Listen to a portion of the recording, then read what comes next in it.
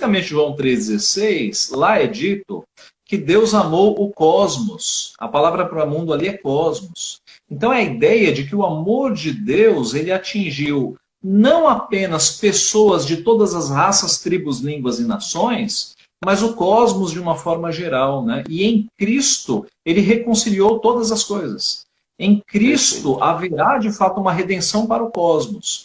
Então ali não significa que Deus amou cada um dos habitantes, porque o próprio Deus diz que ele odiou Esaú, né? Então por aí você já teria uma incongruência.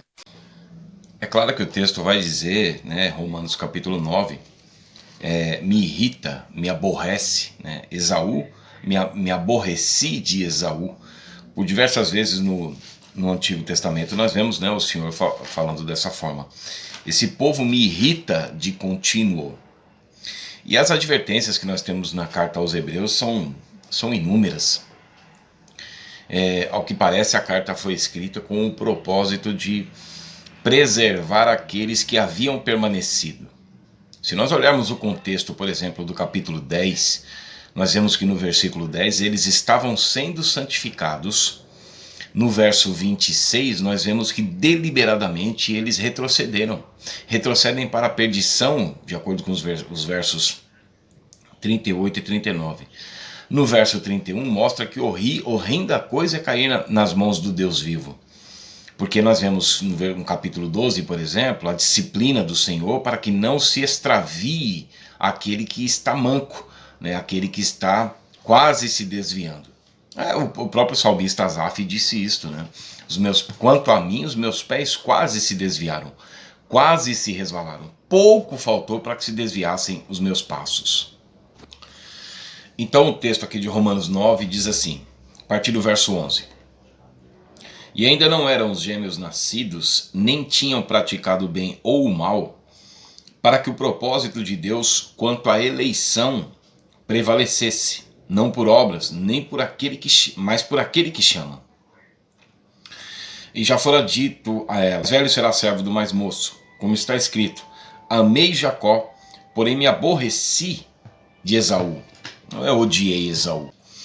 Então, o que nós vemos aqui em Romanos capítulo 9, versos 11 a 13, é que o propósito de Deus aqui não foi predestinar Esaú a errar e Jacó a acertar. Não dependeu da ação deles, mas daquele que chama, porque lá em Gênesis 12 nós vemos Deus chamando Abraão. E a partir de Abraão e da nação de Israel, todas as nações seriam abençoadas. E Israel, no seu contexto de etnia, deveria cumprir a sua função. E nós vemos que na plenitude dos tempos, né, na encarnação de Cristo, Israel por um tempo foi colocado de lado. E nós vemos que no final dos tempos, Israel será trazido agora como para salvação, porque como nação já foi, está na história, não tem como nem negar isso, não tem nem como rebater ou discutir. Em 14 de maio de 1948, Israel começa a cumprir inúmeras profecias. E a gente já entra para o campo escatológico. No final dos tempos, eles serão reagrupados para a salvação. Tanto que o capítulo 11, se você juntar Romanos 9, 11 e o capítulo 11, versos 26 a 28, nós vemos o propósito, que é a eleição que ainda vai se cumprir. Porque a estrutura da narrativa dos versos 26 a 29 de Romanos 11, não tem como nós entrarmos em discussão. O povo de Israel se tornou inimigo por causa da igreja, inimigo do evangelho, porque Romanos 11 vai dizendo que aí abriu salvação ao mundo. Mas com relação à eleição, eles são amigos por causa dos patriarcas, né? Por causa daquele que chama.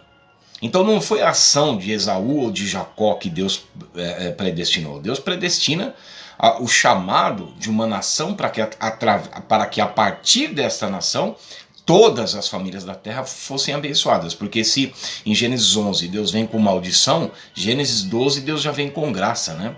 E que a partir da nação de Israel ia sair a tribo de Judá, e da tribo de Judá o Salvador do mundo.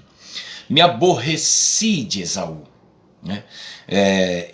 Esaú vendeu, Esaú trocou o seu direito à primogenitura. Gênesis 25, versos 32 a 34, e Hebreus capítulo 12, né, versos 15 a 17, mostra mais detalhadamente a ação de Esaú.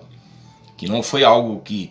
nós vemos a orientação da carta aos Hebreus, e até os versículos anteriores de Hebreus 12, né, versos 13 e 12, versos 13 a 14, mostra que nós devemos, e o 15 também, né, devemos atentar diligentemente para a forma como nós estamos vivendo, seguindo a paz, né, prosseguindo até o final, que é o que Paulo fala em Colossenses. É um contexto, na realidade é um contexto, né, um panorama bíblico. Em Colossenses capítulo 1, versos 22 e 23, Paulo menciona a encarnação, e por meio da encarnação, da morte e da ressurreição de Cristo, foi que nos deu condição de herdarmos a vida eterna. E Paulo no verso 23 ele diz assim, de Colossenses 1: se é que permaneceis em fé, não vos deixando afastar, alicerçados e firmes, não vos deixando afastar da esperança do Evangelho. Então, Hebreus 12, 14 é a mesma coisa. Segui a paz com todos e a santificação sem a qual ninguém verá o Senhor. Então nós vemos que a estrutura da carta aos Hebreus é para que aqueles que não caíram permanecessem. Porque, como eu estava mencionando, no capítulo 10, verso 26, e também Hebreus 6, versos 4 e 6, mostra que aos eleitos é dado o pleno conhecimento da verdade e iluminados os olhos do coração, que é de Efésios 1:4, aqueles que creem, de Efésios 1, 13 e 14, são regenerados, entram na eleição que está em Cristo, e de Efésios 1:4, e no verso 17 e 18 de Efésios 1, é mostrado que para os eleitos, para aqueles que creem, e aí é dado a eles um patamar de fé diferenciado, né, de Tito capítulo 1, versos 1 e 2, para que possam estar firmes, e no verso 17 e 18 de Efésios 1, pleno conhecimento da verdade, iluminados os olhos do coração, que é o que nós vemos ali em Hebreus 6, versos 4 e 6, e Hebreus 10, 26. Aí quando nós vamos discorrendo até o verso 32, nós vemos que muitos dos que permaneceram também tiveram os olhos do coração iluminados. Então eles são trazidos da morte para a vida, de Efésios 5, 14, para serem iluminados pela luz verdadeira que veio ao mundo, de João 1, 9, que ilumina todo homem. Mas no verso 19 do capítulo 3 de João, nem todos creem e portanto não são iluminados. Aqueles que são iluminados é porque se tornaram eleitos, e aos eleitos é dada a orientação e advertência para que permaneçam. Então nós vemos, por exemplo, Esaú vende o seu direito de primogenitura. E Deus, por exemplo, lá em Jeremias 2:11, ele pergunta: houve alguma nação que trocasse os seus deuses, posto que não eram deuses? E Deus manda que o povo se espante. Todavia, Israel trocou o seu Deus por aqueles que não são deuses, né? Então, Deuteronômio 31, verso 19 e 21, o Senhor Deus vai mostrando assim: eu conheço o desígnio dos seus corações, aquilo que eles estão almejando, aquilo que eles estão intentando. Ou seja, então a orientação para nós aqui, e agora eu peço para os irmãos irem lá para Hebreus capítulo 12, né, que é o que fala mais detalhadamente com relação a Esaú, e que vai nos mostrando aqui, por exemplo, no verso 13 de Hebreus 12 diz assim: e fazei caminhos retos para os pés, para que não se extravie o que é manco, antes seja curado. Então o objetivo aqui é o resgate, né? Para que não se extravie os pés. Aqui nós vemos que Esaú, o texto continua dizendo assim, verso 14: segui a paz com todos e a santificação sem a qual ninguém verá o Senhor. Então nós temos um processo aqui que é do início ao fim. Paulo fala de uma carreira, né? O escritor aos Hebreus, Hebreus 3:1, participantes da vocação celestial. Filipenses 3, 12 a 16, uma carreira que a soberana vocação, que é o convite ao lugar celestial. Hebreus 12, 1, 3, fala de uma carreira proposta. 2 Timóteo 4, versos 6 a 8, terminando a carreira. Atos 20 e 24, Paulo fala que o importante ali era terminar a carreira. Apocalipse, né, quando Jesus fala às igrejas, ele diz assim: o vencedor, aquele que guardar até o fim as minhas obras, que na realidade são a santificação e a frutificação, que é a eleição. Nós temos nós participamos da eleição, a partir do momento que cremos somos eleitos, e entramos então numa carreira. Então Efésios 2:10, seguida a justificação pela fé no recebimento da graça, nós andamos nas obras que Deus preparou de antemão para que andássemos nelas. Essa é a eleição e a vocação, que Pedro fala na segunda carta, no capítulo 1, no verso 10, que nós devemos confirmar, confirmando a vossa vocação e eleição. Então Jesus fala assim: aquele que guardar até o fim as minhas obras, que é de Efésios 2:10, né? Então, nós vemos aqui, atentando diligentemente, olha Hebreus 2, versos 1 a 3, nós só não vamos nos desviar como fez Esaú, como fez Judas, se nós nos apegarmos com maior firmeza às verdades que nós já temos ouvido. Olha como é que é o contexto aqui da carta aos Hebreus.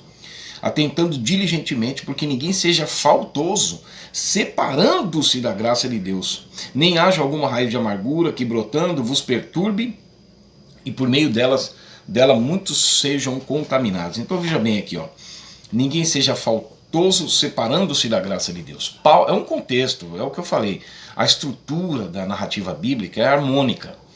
Quando a gente vai para os Gálatas, capítulo 1, versos 6 a 9, Paulo diz que Deus é poderoso para completar a obra, mas ele diz que eles estavam passando para outro evangelho, para um sofisma.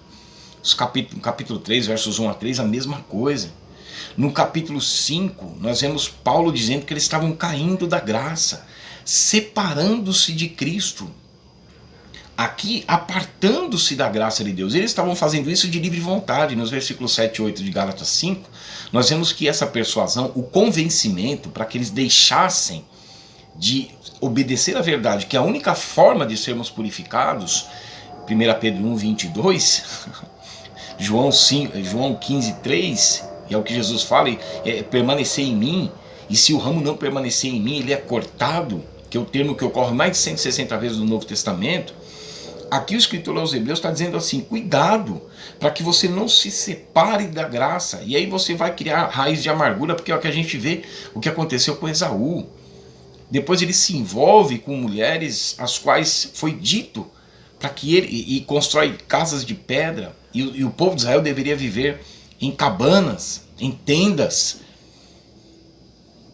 Então nós vemos que e outros seriam contaminados com isso, né? Então a Bíblia ela nos adverte a permanecermos numa pureza cristã e não nos tornarmos impuros, como aqueles de 2 Timóteo 2,18, que se desviaram, contaminaram, estavam pervertendo a fé de outros, né?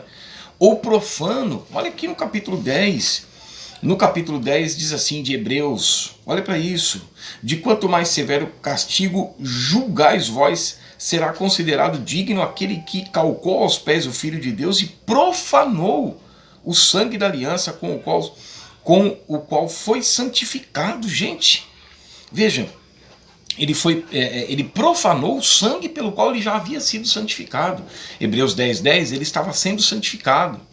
Hebreus 10:26, ele de livre vontade, igual Gálatas 5, 7, 8, de livre vontade ele se desviou, ele profanou.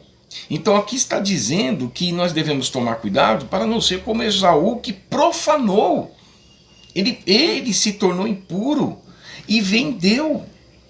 Então nós vemos que Deus não predestinou Esaú a isso.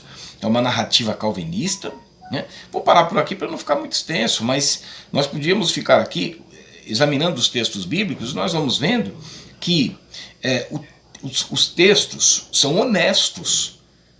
Deus por trás já havia predestinado. Gente, se nós não crermos na honestidade da narrativa bíblica, complicou tudo, né? Então, eu não quero sondar a mente de Deus. Não cabe a nós isto. Mas se o texto está dizendo isso, foi exatamente isto. Esaú se desviou. Esaú se tornou impuro. Esaú profanou. E aqui em Hebreus 10 nós vemos que muitos que estavam sendo santificados, e se estava sendo santificado, meu irmão, você me desculpa, mas ele já havia sido regenerado. Não tem como uma pessoa que não foi regenerada não ser espiritual, ser santificada, né? Vamos continuando no exame das Escrituras. Deus abençoe.